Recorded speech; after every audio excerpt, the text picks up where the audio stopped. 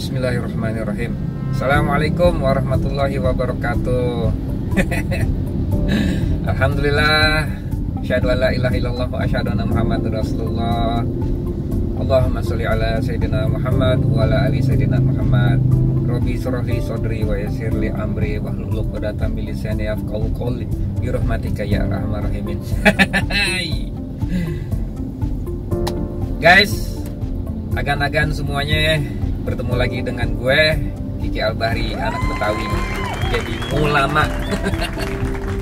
Guys, kali ini anak Betawi jadi ulama pengen bahas tutorial atau bagaimana cara bersyukur yang baik. Soto ya. Tapi enggak, bukan tutorial atau apa atau cara ya, bukan. Gue nggak bisa apa-apa, gue bukan ustadz. Gue hanya untuk membagi dalam artian kita sama-sama belajar. Belajar yang pertama itu belajar bersyukur dulu guys. Karena jarang banget orang membahas bagaimana sih cara untuk kita bersyukur yang lebih baik itu, atau bagaimana sih caranya bersyukur. Orang konotasinya dalam mengartikan ataupun mengamalkan atau mengarfiahkan syukur itu hanya sekedar dengan kalimat alhamdulillah, terus hati senang. Memang benar banget itu benar banget. Kita dengan mengucap alhamdulillah, itulah rasa syukur kita kepada Allah. Segala puji bagi Allah, seru sekalian alam, yang artinya alhamdulillahirabbil alamin. Ya enggak? Soto ya, kiai bukan, habaib bukan, ulama bukan. Iya, gue cuma ngulama. Jadi gini guys, seperti ya alhamdulillah gue diajarin sama ustadz gue, sama para habaib, para kiai yang pernah gue pelajarin dan gue simak dan gue praktekkan apa yang pernah mereka ajarkan buat gue. Jadi kategori kalimatnya dalam firman Allah Ta'ala jelas. Kalimatnya adalah dalilnya, bersyukurlah, maka barang siapa yang bersyukur maka akan aku tambah. Kan seperti itu guys ya. Cuma hampir rata-rata orang ataupun manusia ataupun umat muslim, kebanyakan mereka itu bersyukur ketika sudah ada kelihatan hasil dari perjuangan ataupun perbuatannya gitu. Kalau semua mereka udah ngerasa kerja, mereka udah ngerasa berbuat sesuatu, terus hasilnya nampak, hasilnya kelihatan ya, entah itu rezeki, entah itu apapun ya, yang pasti dalam bentuk arti setelah mereka berjuang, setelah mereka berbuat, setelah mereka berusaha, terus dari hasil perbuatan itu, hasil usaha mereka itu, hasil perjuangan mereka itu, hasil kerja mereka itu menampakkan hasil, mereka baru bersyukur dengan mengucap alhamdulillah. Benar, nggak salah itu, benar banget. Cuma jarang sekali orang mau membahas hal yang pertama-tama harus kita syukuri. Itu yang sering banget orang luput atau lupa atau tidak memperhatikan hal pertama yang harus disyukuri gitu. Jadi hampir rata-rata kita mengarfiahkan ataupun mengucapkan ataupun mengitikotkan ataupun menyatakan rasa syukur itu ketika hasil itu baru kelihatan gitu. Di awalnya mereka enggak mensyukurinya atau tidak mengetahui rasa syukur itu harusnya ditempatkan di yang pertama. Jadi ya akhirnya kalimat bersyukurlah maka akan aku tambah, kata Allah. Tambahnya itu bisa dibilang bisa ada, bisa enggak gitu. Ada yang melihat hasilnya bersyukur, dari bersyukurnya mereka itu menambah, ada juga yang enggak. Mana nih, gue kan udah bersyukur tapi kok masih segini-gini aja, belum nambah. Seperti itu. Jadi yang diajarkan sama para ustadz gue, para kiai gue dan para habaib gue, syukuri dulu yang pertama kali yang kita lihat ataupun yang nampak di hadapan kita saat itu, yang kita rasakan, yang diberikan oleh kita pertama kali. Seperti itu guys.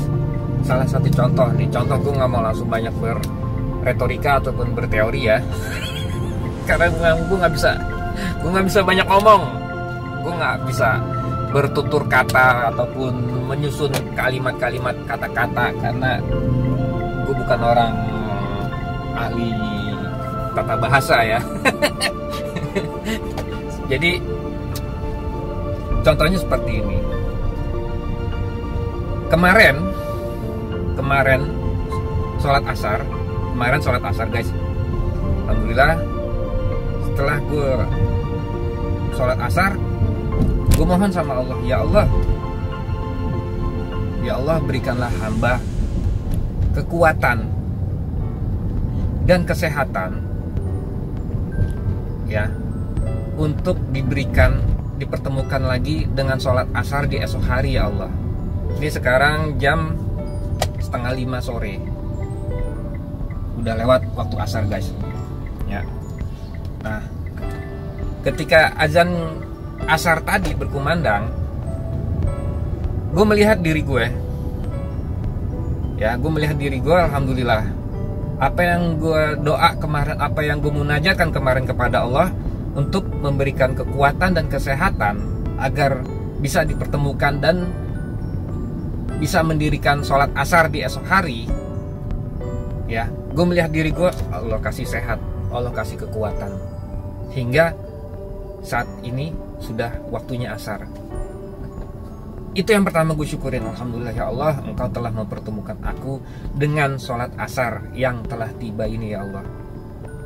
Alhamdulillah ya Allah, Engkau telah memberikan aku kekuatan dan kesehatan, sehingga Engkau mempertemukan aku dengan waktu sholat asar.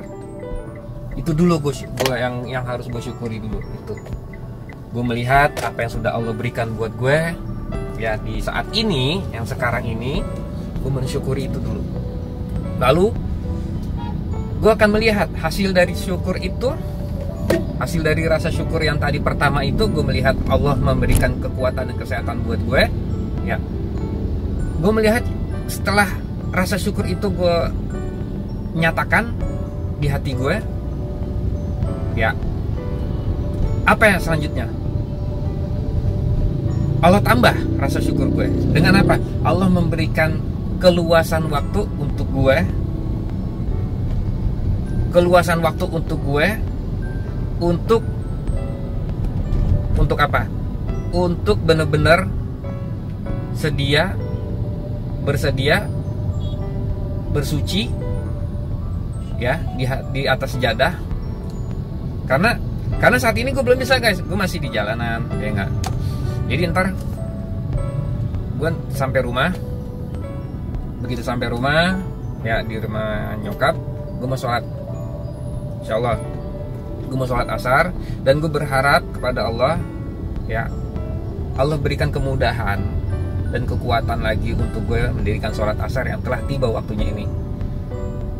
Itu rasa syukur gue yang pertama tadi, melihat bahwa Allah memberikan kekuatan dan kesehatan buat gue, hingga Allah perpanjang umur gue, bertemu lagi dengan waktunya azan asar ataupun waktunya sholat asar. Sekarang sudah Allah kabulkan dan gue bersyukur di dalamnya ya enggak.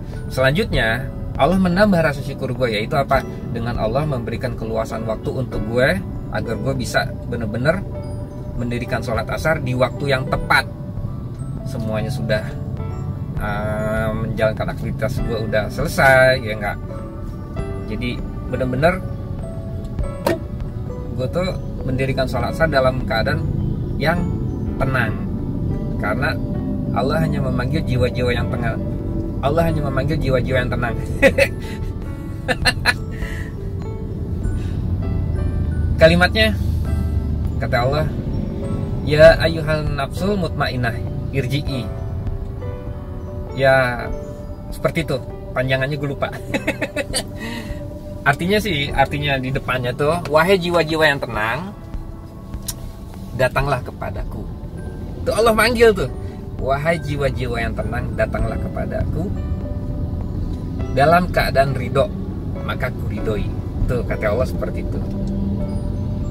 Wahai jiwa-jiwa yang tenang, datanglah kepadaku dalam keadaan ridho, maka kuridoi.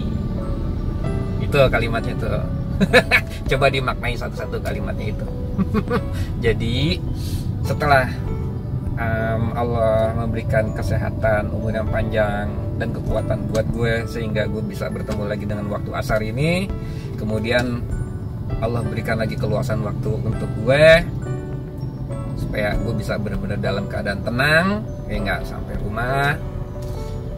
Habis itu waktunya sudah selesai, aktivitas gue udah bisa gue tinggalkan sementara, maka Allah akan berikan lagi kekuatan untuk gue bisa bersuci, berwudu, ya enggak. Allah keluarin itu airnya dari keran, terus Allah gerakin tangan gue, Allah sucikan diri gue dengan berwudu, lalu Allah tegakkan badan gue di atas sejadah, berdiri menghadap kiblatnya. Saat itulah yang disebut rasa syukur kita ditambah sama Allah. Seperti itu guys. Ketika kita mendirikan sholat itu, disitulah kita bersyukur lagi, ya Allah, alhamdulillah, ya Allah, Engkau telah memberikan aku kekuatan dan kesehatan, umur yang panjang untuk mendirikan sholat asar lagi di hari ini, ya Allah. Seperti itu guys. Boleh dipraktekin buat teman-teman semua, boleh dipraktekin, boleh dimaknain, boleh diresapi rasa syukur tersebut. Jadi hampir semua, rata-rata umat muslim ataupun manusia luput untuk memaknai rasa syukur, luput untuk memaknai rasa syukur yang lebih afdol, maksudnya itu. Rasa syukur yang pertama itulah yang harus kita bisa maknai ataupun bisa kita resapi. Maka rasa syukur itu maka jelas akan Allah tambah. Gitu guys. Jangan cuman sumpamanya kita habis kerja nih ataupun kita habis berbuat sesuatu, terus begitu sesuatu itu tersebut belum hadir, ya hasilnya belum kelihatan, kita belum bersyukur. Oh, itu salah besar guys. Salah besar. Gitu. Jadi ketika ada kesempatan ataupun ada panggilan ataupun ada tugas untuk kita, ya entah itu tugasnya kerja ataupun apapun, ya itu kita syukurin, ya Allah, alhamdulillah Engkau gunakan jasad ini untuk bekerja, kembali Engkau gunakan jasad ini untuk diberikan kekuatan oleh Engkau, ya Allah, dan diberikan kesehatan untuk bekerja, ya enggak, alhamdulillah ya Allah Engkau gunakan jasad ini. Itu terus kita nggak luput dari rasa syukur tersebut, maka akhirnya ketika kita gajian terus ataupun diberikan imbalan hasil dari kerja kita, ya barulah itulah tambahnya, seperti itu. Nah, terus lagi gini guys, jarang orang mereka berdoa kepada Allah, mereka mensyukuri rasa doa itu ataupun doa tersebut, jarang banget.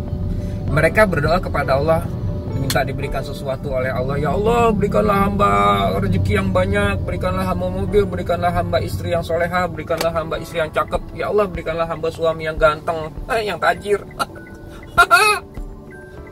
Enggak, apapun itu doanya ya, apapun itu doa-doa kalian, jarang banget orang mau mensyukuri ketika dirinya saat itu dia diberikan kekuatan dan kesehatan dan kemampuan untuk berbicara, bermunajat ke hadapan Allah, di hadapan Allah. Jarang banget orang mensyukuri saat itu. Mereka akan bersyukur ketika doa yang mereka panjatkan kepada Allah dikabulkan oleh Allah ataupun membuahkan hasil dari doa tersebut, ataupun doanya mereka itu diwujudkan atau dikabulkan sama Allah. Baru mereka bersyukur, alhamdulillah ya Allah Engkau telah mengabulkan doaku. Tapi ketika mereka berdoa, mereka lupa ataupun tidak mensyukuri doa tersebut. Itu yang terkadang doa kita itu bisa disebut dado-dado kena masa bodoh, atau ya bisa dikabul, bisa enggak. Ngomong apaan sih Ki? Nggak tahu. Kebenaran datangnya dari Allah, milik Allah, ya bukan gue nggak bisa apa-apa, gue makhluk, ya Jadi kebenaran itu milik Allah, dan Allah hanya mengutus Nabi Muhammad sebagai utusannya, bukan gue. Itu aja. So guys, ayo kita sama-sama belajar untuk bersyukur, mensyukuri nikmat Allah. Yang pertama kali itu ketika kita bisa bertafakur, merenungkan diri kita ini siapa, kita ini untuk apa, kita ini mau kemana, kita ini akan jadi apa, kita ini harusnya bagaimana. Ya, ketika kita bisa berpikir itu aja, itu yang harusnya saat itu kita bisa mensyukurinya, gitu loh.